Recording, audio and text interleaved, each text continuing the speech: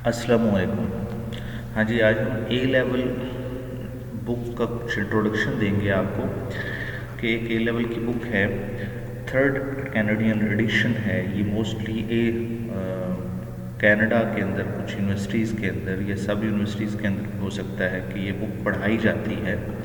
और इसके अंदर जो कोर्स ऑफ कंटेंट्स है वो बहुत अच्छा है, बेसिक लेवल का है, ए लेवल के बच्चों के लिए जो पहले या दूसरे सेमेस्टर के बच्चे होते हैं, और सीखने के लिए बहुत कुछ है इस बुक के अंदर।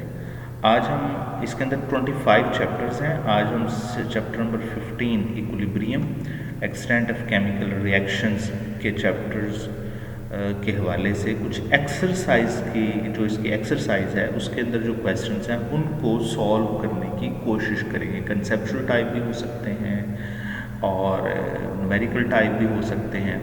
जो क्वेश्चंस इसमें से सिलेक्ट किए गए हैं एक्सरसाइज में से 1, 3, 6, 7, 11, 12, 16, 18, 23, 26, 27, 31, 35, 38, 41, 43, 49, 53, 55, 58, 63, 67, 69, 78, 87, 89, 99 एंड 109। इन पे थोड़ा सा हम फोकस करेंगे। सबसे पहला क्वेश्चन है, first question, a change in reaction condition increase the rate of certain forward reaction more than of reverse reaction. What are the effect on the equilibrium constant and concentration of reactant and product at equilibrium? Basically ये problem कहना ये चाहता है कि कौन सी condition है जिसके अंदर हम चेंजेस करें और जो उसकी उन चेंजेस की वजह से फॉरवर्ड रिएक्शन जो है वो फास्ट हो जाए as compare to reverse reaction के। अच्छा, इस चीज़ को समझने के लिए हमें ली चैटलर प्रिंसिपल को समझना ज़रूरी है। जिन्होंने ये चैप्टर पढ़ा हुआ है उनको पता है ली चैटलर प्रिंसिपल क्या है। कि उसके अंदर हम क्या करते हैं कि रिएक्शन जब इक्विलिब्रियम पे आ जाता है, पहुंच जाता है, तो उस पर हम कुछ कंडीशंस को डिस्टर्ब करते रिएक्शन को एग्जामिन करते हैं। यानी कि क्या इफेक्ट होता है कंसंट्रेशन का इक्विलिब्रियम पे, क्या इफेक्ट होता है टेम्परेचर का, कैटालिस्ट का, प्रेशर का। तो ये सारी चीज़ें ली चैटलर प्रिंसिपल के अंदर हम डिस्कस करते हैं। तो कौन सी ऐसी कंडीशंस हैं इनमें से, यानी कि टेम्परेचर, कंसंट्रेशन, जनरल उसने बात की, किसी कंडीशन का नाम नहीं लिया उसने। तो सर्टेन कंडीशन में फॉरवर्ड रिएक्शन जो है वो फास्ट हो जाए रिवर्स से, तो उसने सिर्फ आखिर में बात की है कि इक्विलिब्रियम कांस्टेंट पे क्या इफेक्ट पड़ेगा और कंसंट्रेशन पे क्या इफेक्ट पड़ेगा। ठीक है जी। अच्छा जी, आमतौर पे हमने ये ली चैटलर प्रिंसिपल के अंदर ये बात पढ़ी थी, जो इक्विलिब्रियम कांस्टेंट Kc है, it is only factored by temperature. के टेम्परेचर के चेंज करने से इक्विलिब्रियम पे क्या होता है कि सिर्फ K की वैल्यू यानी इक्विलिब्रियम कांस्टेंट की वैल्यू चेंज होती है। कंसंट्रेशन चेंज करने से Kc की वैल्यू पे कोई इफेक्ट नहीं पड़ता, प्रेशर चेंज करने से भी कोई इफेक्ट नहीं पड़ता, कैटालिस्ट के यूज़ करने से भी Kc की वैल्यू पे कोई इफेक्ट नहीं पड़ता। ठीक है जी। अच्छा जी, हम कंसंट्रेशन को चेंज कर सकते हैं तो रिएक्शन हमारा फॉरवर्ड जा सकता है। वो कैसे? रिएक्शन जैसे जैसे प्रोडक्ट बनती जाए रिवर्स रिएक्शन के अंदर, तो प्रोडक्ट को टाइम टू टाइम रिमूव करते जाएं, तब भी रिएक्शन फॉरवर्ड डायरेक्शन में जाएगा। दूसरे एस्पेक्ट से कि रिएक्शन एक्सोथर्मिक है या फिर एंडोथर्मिक है, तो उस वक्त हम टेम्परेचर चेंज करके देख लेते हैं। अगर हमारा एक्सोथर्मिक है, एक्सोथर्मिक में हीट रिलीज़ हो रही होती है, तो हम क्या करें कि अगर हम रिएक्शन को कूल डाउन रखें तो रिएक्शन फॉरवर्ड डायरेक्शन में मूव करेगा। अगर एंडोथर्मिक है तो अगर हम हीट दें तो तब भी फॉरवर्ड डायरेक्शन में मूव करेगा। तो कई कंडीशंस हैं जिसको चेंज करने से रिएक्शन हमारा फॉरवर्ड डायरेक्शन में इंक्रीज फास्ट हो जाएगा, तेज़ हो जाएगा।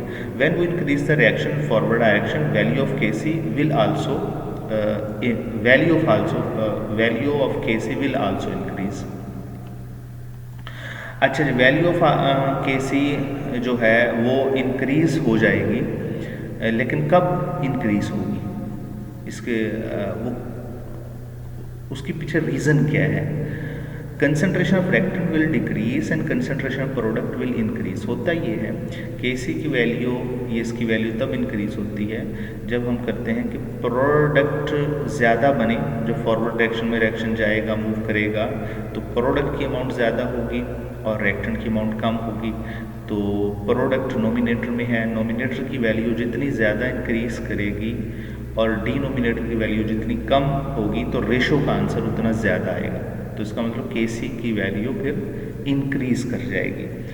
अच्छा जी, concentration of reactant will decrease and concentration of product will increase. यानी फॉरवर्ड में जितना जाएगा कंसंट्रेशन प्रोडक्ट की बढ़ती जाएगी और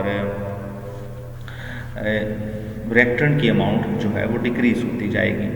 अच्छा, हमने पहले बताया कि केसी की वैल्यू जो है वो ज़्यादातर अफेक्टेड होती है टेम्परेचर के साथ लिंक है। टेम्परेचर से ये वैल्यू इंक्रीज़ हो सकती है, टेम्परेचर के बढ़ाने से या कम करने से वैल्यू इंक्रीज या डिक्रीज हो सकती है। इसका मतलब हम इसको लिंक कर सकते हैं ज़्यादातर इफेक्ट ऑफ टेम्परेचर के साथ। System undergoes a net forward shift causing the equilibrium concentration of product to the increase and concentration of reactant to decrease. Ratio of product to reactant at new equilibrium will higher than that it was the originally. यानी कि जो ratio है इसकी जो केसी की ratio है वो जब आप टेम्परेचर को चेंज करेंगे, वो चेंज करने से क्या होगा कि पहले ये रेशो कम थी, अब ये रेशो जो है वो रेशो का आंसर ज़्यादा होगा क्योंकि प्रोडक्ट ज़्यादा हो रही है, रिएक्टेंट की वैल्यू कम हो रही है। ठीक है जी, तो केसी की वैल्यू इंक्रीज होगी। तो यहाँ पे हमने इसको जस्टिफाई किया है इस बात को कि सबसे पहले केसी की वैल्यू पे क्या इफेक्ट होगा। डेफिनेटली केसी की वैल्यू इंक्रीज होगी अगर हम स्पेशली टेम्परेचर वाली कंडीशन को डिस्कस करेंगे। और कंसंट्रेशन जो है वो रिएक्टेंट प्रोडक्ट की क्या होगी इक्विलिब्रियम पे, डेफिनेटली कंसंट्रेशन में चेंज आएगी, प्रोडक्ट की कंसंट्रेशन ज़्यादा होगी और रिएक्टेंट की कंसंट्रेशन कम हो जाएगी। ठीक है, नेक्स्ट हमारे पास क्वेश्चन है, if there is no change in concentration why is the equilibrium state considered dynamic. जब इन रिएक्शन को इक्विलिब्रियम पोजीशन पे आ जाता है तो कंसंट्रेशन में रिएक्टेंट या प्रोडक्ट की कंसंट्रेशन में कोई इफेक्ट नहीं होता, तो फिर इक्विलिब्रियम स्टेट को डायनामिक क्यों कहते हैं।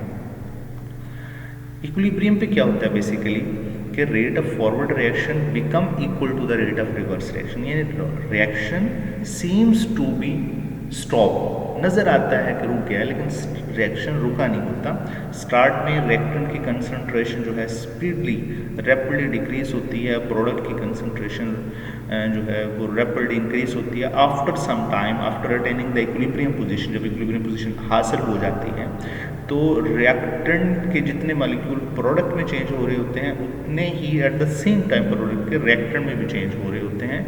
तो ये सिस्टम चलता रहता है, यानी कि हमेशा रिएक्टेंट प्रोडक्ट में आएंगे, प्रोडक्ट रिएक्टेंट, तो इस मूवमेंट होती रहती है रिएक्टेंट से प्रोडक्ट की तरफ, प्रोडक्ट से रिएक्टेंट की तरफ। इसी मूवमेंट को हम डायनामिक बोलते हैं। तो इसी वजह से कहते हैं कि हमें नज़र तो आता है कि रिएक्शन स्टॉप हो गया है लेकिन रिएक्शन स्टॉप नहीं हुआ होता, तो डायनामिक में आ जाता है, यानी कि रिएक्टेंट प्रोडक्ट में चेंज हो रहे होते हैं और प्रोडक्ट रिएक्टेंट के अंदर चेंज हो रहा होता है। तो दैट्स वाई जो स्टेट ऑफ इक्विलिब्रियम है वो डायनामिक इन नेचर होती है ऑलवेज।